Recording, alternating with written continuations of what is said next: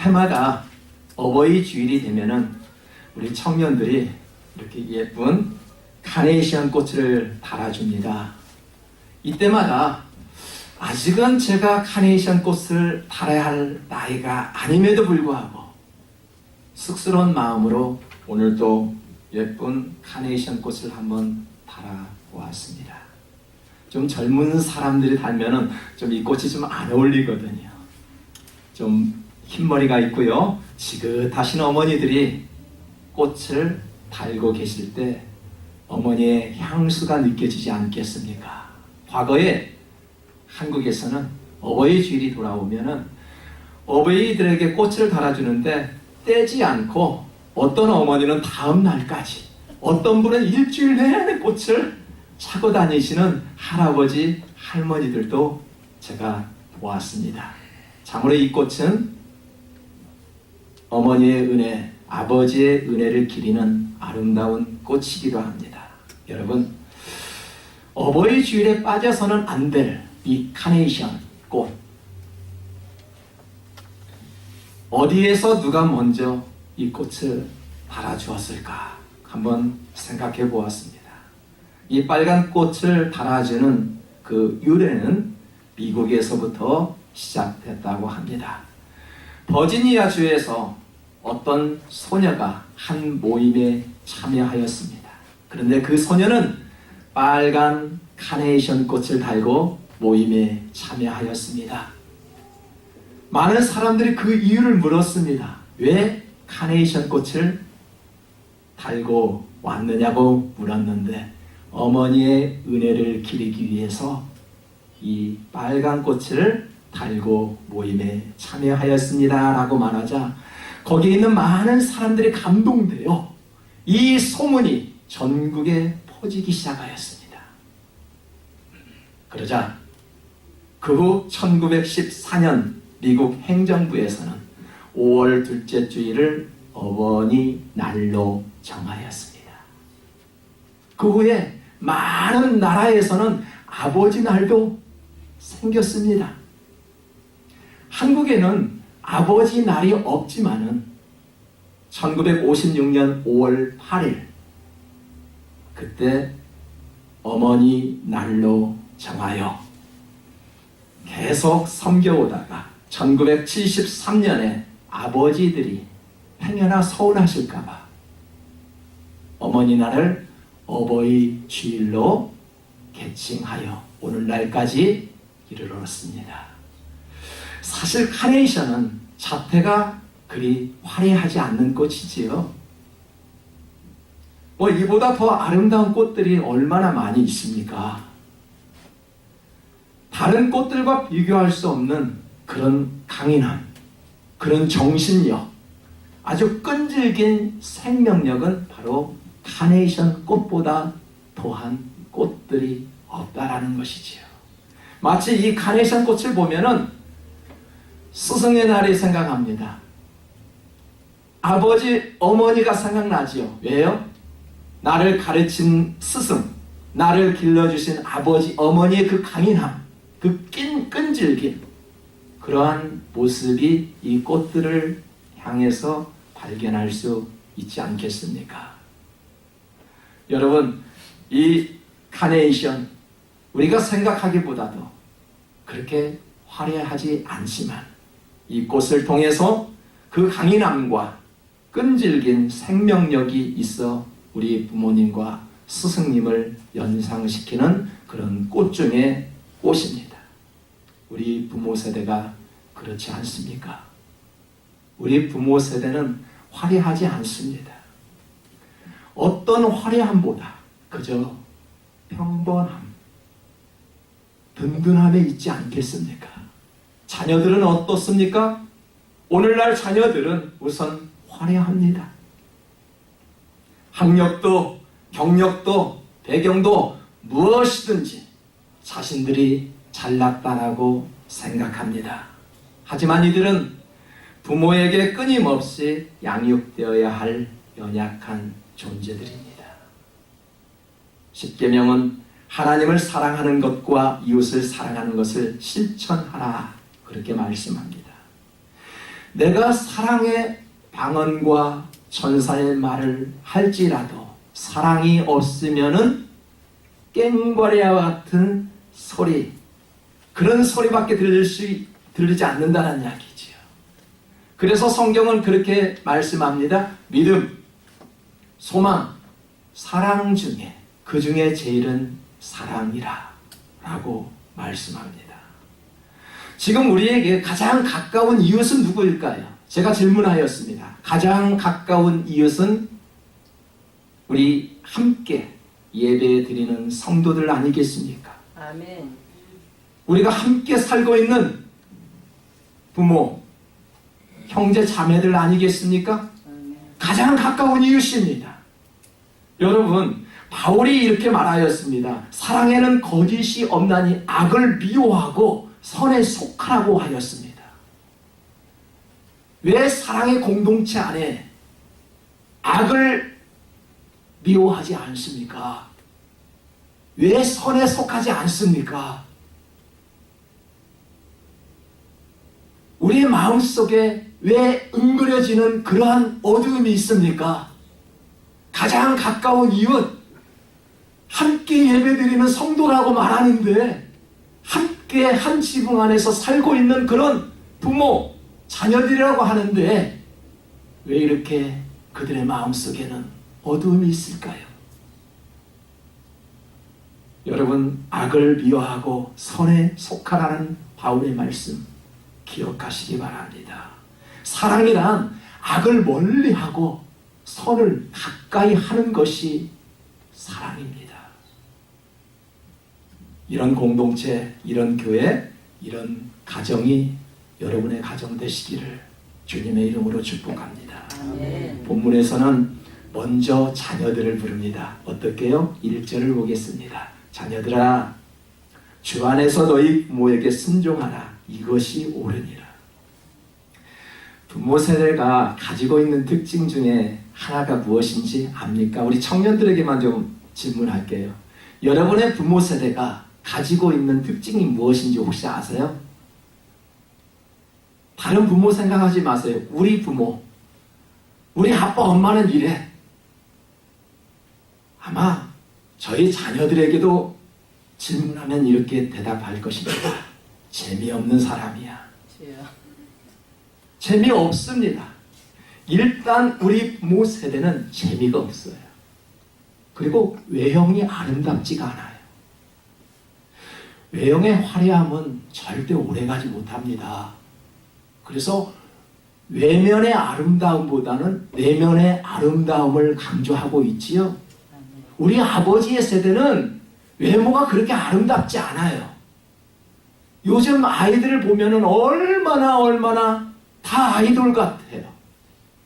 그러나 우리 부모 세대는 외형이 첫째 아름답지 못하고 일단은 재미가 없는 사람들입니다. 기본이 되어 있지 않는 그런 화려함은 금방 시들고 맙니다. 그래서 부모는 화려함보다 든든함에 있습니다. 자녀들이 부모를 보고 무엇을 배울까요? 여러분, 어떤 부모가 자녀들에게 이 세상을 화려하게 살아야 그렇게 가르치는 부모 있습니까? 자녀들이 부모를 통해서 배우는 것이 이것입니다. 화려함보다도 이 세상을 든든하게 살아가기를 누구로부터? 부모에게로부터 배우게 됩니다.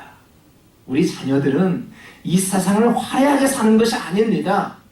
이 세상을 이기며 든든하게 믿음의 반석 위에 살아가는 것이지요. 여러분, 화려하지 않는 아버지의 모습 참으로 무뚝뚝하지요.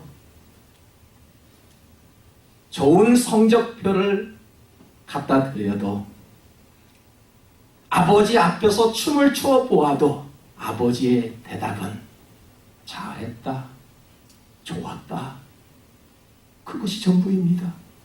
얼마나 무뚝뚝한 아버지입니까? 그런 면에서 볼 때 저도 무뚝뚝한 아버지입니다. 그럼에도 불구하고 부모님의 마음 깊은 곳에는 하늘과 같은 자식 사랑이 있다라고 말합니다. 그래서 성경은 뭐라고요? 너희 부모에게 순종하는 것이 옳다라고 말합니다. 왜 순종해야 합니까? 하늘과 같은 자식 사랑이 있대요. 예수님 앞에 왜 우리가 복종하고 순종해야 합니까? 나를 위해 자신을 친히 십자가에 못 박혀 죽으셨기 때문에, 나를 사랑하는 그분이기 때문에 우리는 무조건적으로 순종하는 것 아니겠습니까? 여러분, 10계명에서 제5계명은 이웃을 사랑함에 있어 첫째는 내 부모를 공경하래요. 본문 2절과 3절을 한번 보겠습니다. 내 아버지와 어머니를 공경하라. 이것은 약속이 있는 첫 계명이니 이로써 너가 잘되고 땅에서 장수하리라 라고 말씀합니다. 제가 알고 있는 사람들 중에서 부모에게 잘해서 잘못된 경우를 한 사람도 보지 못했습니다. 반면에 부모하고 멀리 함으로써 잘된 사람을 한 사람을 보지 못하였습니다. 여러분은 어떻습니까? 제 주변에는 그렇습니다. 가장 가까운 이웃이 나를 낳아주신 부모와 자식 사이가 아니겠습니까? 피를 나눈 사이가 아니겠습니까? 누구나 자신의 생일을 다른 사람으로부터 우리는 축하를 받으려고 합니다. 그렇죠? 여러분, 그렇지만 10계명을 깊이 깨닫고 하나님의 은혜를 알고 난 후부터는 우선순위가 바뀌게 됩니다. 내 생일이 돌아오면 내가 축하받기보다는 나를 낳아주신 부모에게 먼저 감사하지 않겠습니까? 하나님을 믿은 후에 저는 그렇게 바뀌었습니다. 내 생일에 내가 축하받기보다는 나를 낳아주신 부모에게 먼저 감사의 전화 한 통 할 수 있는 우리 청년들이 되십시오. 그것도 하나의 내 부모를 공경하는 마음입니다. 부모님을 공경하는 사람들이 관계도 잘하는 것을 볼 수 있습니다. 여러분, 가정에서 무엇을 배울까요? 가정에서 공손의 자세를 배웁니다. 그 자세를 가지고 어디에 갑니까? 교회에 나옵니다. 직장에 갑니다. 학교에 갑니다. 그 공손의 자세로 사회활동을 하게 됩니다. 여러분, 그들이 범사에 잘 되는 이유가 무엇일까요? 왜 그들이 범사에 잘 됩니까? 부모 앞에 공경하였더니 가정의 질서 안에 자랐던 자녀들이 왜 범사에 잘 된다고 생각하십니까? 하나님은 교만한 사람을 물리치시고 예의가 바르고 겸손한 사람을 쓰시기 때문에 그렇습니다. 이러한 사람은 계속해서 끊임없이 성장도 하지만 사람들에게도 많은 칭찬을 받고 살아가지요. 이를 통해서 하나님은 자신이 높임을 받지요. 하나님 자신이 높임을 받으니 자신을 높여준 그를 더욱더 번성케 해주시는 것입니다. 그래서 번성하게 되는 것이지요. 끊임없이 축복받는 길이 되는 것이지요. 여러분, 하나님이 높여주시는 그런 축복받는 자녀들 되시기를 소망합니다. 자녀들에게는 부모를 공경하라는 것을 가르쳤다면 부모들은 자녀들을 어떻게 양육해야 한다라고 말씀합니까? 4절에 보시면 또 아비들아 너희 자녀를 노엽게 하지 말고 오직 주의 교훈과 훈계로 양육하라고 하였습니다. 또 하나의 질문입니다. 현대 가정의 가장 큰 문제점은 무엇일까요? 가정의 가장 큰 문제점이 무엇입니까? 다른 가정 생각해 볼 필요 없습니다. 우리 가정 생각해 보면 돼요. 부모 세대와 자녀들 간의 대화가 사라졌다는 것입니다. 하노이 북미 협상을 우리들은 지켜보았지요. 그 북미 협상에 대화가 이루어지지 않으니 어떻게 됐습니까? 계속해서 긴장감이 웃돌고 있습니다. 지금도 미사일이 공중을 향해 날아다니지요. 대화가 통하지 않으면은, 협상이 되지 않으면은 이렇게 긴장감만 초래됩니다. 여러분, 가정교육, 자녀 교육은 아버지가 아닌 어머니에 있다라고 생각하시지요. 가정의 책임은 아버지에게 있다는 것을 혹시 아십니까?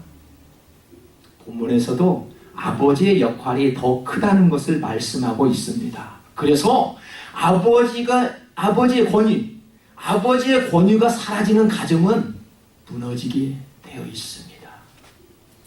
그래서인지 어머니를 부르지 않고 아비들아, 아버지를 불렀습니다. 아비들아, 너희 자녀를 노엽게 하지 말고 오직 주의 교훈과 훈계로 양육하라. 아버지들이에요. 어머니 부르지 않았습니다.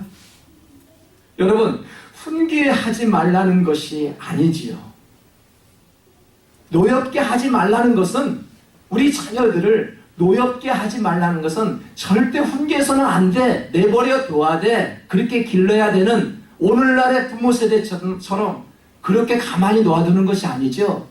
우리들은 훈계를 받고 자랐습니다. 매를 맞고 자란 세대입니다. 선생님한테 매를 맞고 다녔고요. 부모에게 매를 맞았습니다. 그렇게 양육받았습니다. 지금 이 말씀은 훈계하지 말라는 것이 아니지요. 그럼 어떻게 해요? 지나치게 아버지의 권위를 행사하지 말라는 것입니다.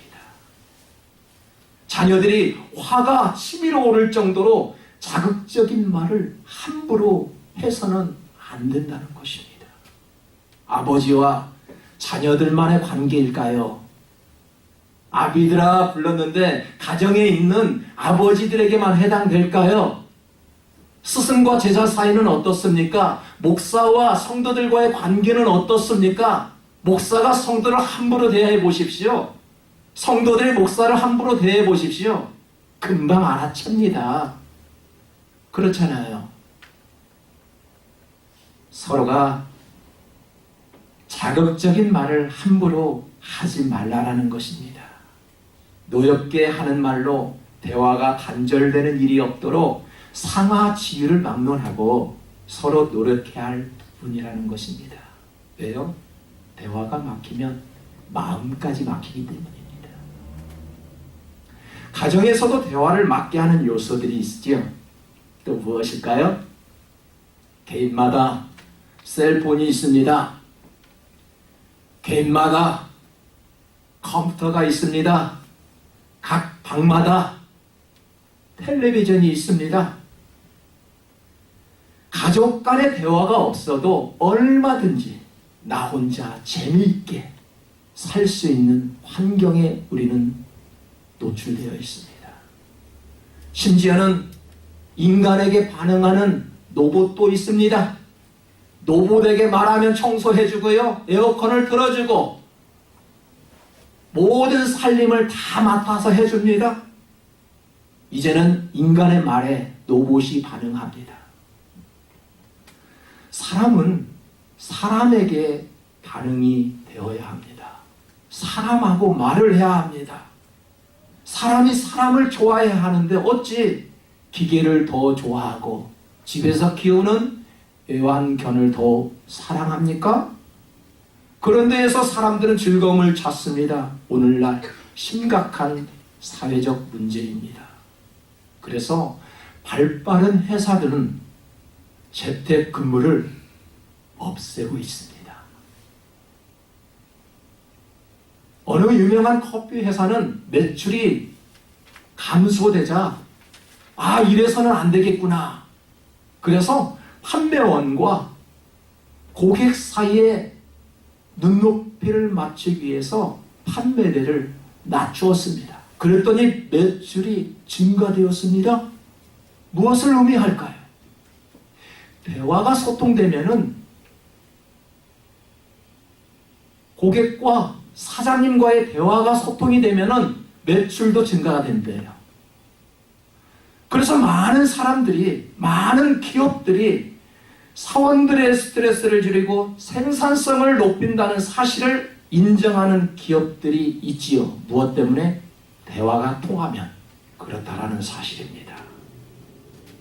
대화를 통해 우리는 성도 간의 벽을 허물어야 합니다. 대화를 통해 가족 간의 벽을 허물어야 합니다. 대화를 통해 자녀들과의 관계를 허물어야 합니다. 왜 막힌 담을 허물지 못합니까? 대화가 없기 때문에 그렇습니다. 우리가 그러한 대화의 벽을 허물기 위해서는 어떻게 그것이 가능할까요? 오직 주의 교훈과 훈계로만 가능합니다. 여러분, 가르치고 인도하려면 우선순위의 삶이 분명해야지요. 적어도 가르칠 수 있는 사람이라면, 적어도 앞에서 사람들을 향해 무언가를 가르칠 수 있는 그런 리더라면은 삶의 모습이 정확해야 합니다. 그래야 앞에 설 수 있지요. 그렇지 않으면 절대 설 수 없습니다. 찬양하시는 분들 잘 들어보십시오. 앞에 그냥 서는 거 아닙니다. 복장을 단정케 해야 되고요. 마음가짐을 다시 한번 잡아야 하고요. 다른 사람들보다 먼저 와서 대기해야 되고요. 뭔가 준비를 해야 합니다. 가르치는 선생님은 오죽하겠습니까? 목회자들은 더 하겠지요. 달라야 합니다. 보통 사람들과 뭔가 달라야 합니다. 그런 자만이 가르칠 수 있고요. 리더할 수 있는 것 아니겠습니까? 우리가 먼저 부모의 믿음 생활이 충만해야 된다는 사실입니다. 주의 교양을 갖춘 부모가 된다면 자녀들은 자동적으로 성장하게 되어 있습니다. 부모의 교양이 삐뚤어져 있으면 어떻게 될까요? 부모의 가치관을 자녀들이 보고 배우게 되지요? 자녀는 부모의 얼굴임을 절대 잊어서는 아니 됩니다. 자녀들이요, 부모를 공경하고 있습니까? 부모들이요, 자녀들을 잘 양육하고 계십니까? 오늘날 가정의 가장 큰 문제점은 대화의 부족이라고 말씀드렸습니다. 미국 속의 한인 가정들의 문제점은 무엇일까요? 역시 대화 부족입니다. 대화가 없으면 소통이 안 되고요. 소통이 막히면 갈등이 있기 마련입니다. 갈등 후는 어떻게 될까요? 분열뿐입니다. 오늘날 가정의 문제점 하나는 가족애가 사라지고 있다는 점입니다. 여러분, 분열이 아닌 연합하도록 하는 해결 방법이 무엇일까요? 어떻게 하면은 우리 가족이, 우리 교회가, 우리 직장이, 나 안에 포함된 모든 공동체가 연합될 수 있을까요? 일단은 모여야 합니다. 모여야 그 공동체가 살아납니다. 하나로 뭉쳐야 합니다.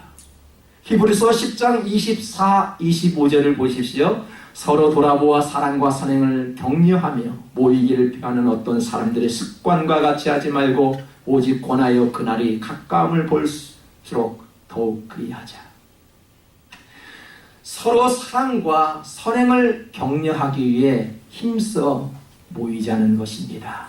성도는 교회 중심으로 모여야 합니다. 가정 구성원 나 한 사람은 가정 안으로 들어가야 합니다.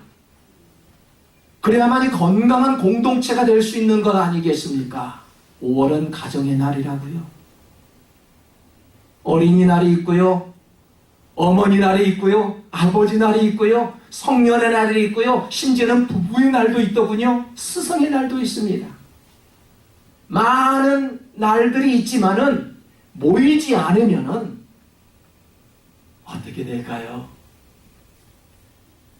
그러한 기념일이 많지만 현실은 뿔뿔이 흩어지는 그런 기념일에 불과합니다.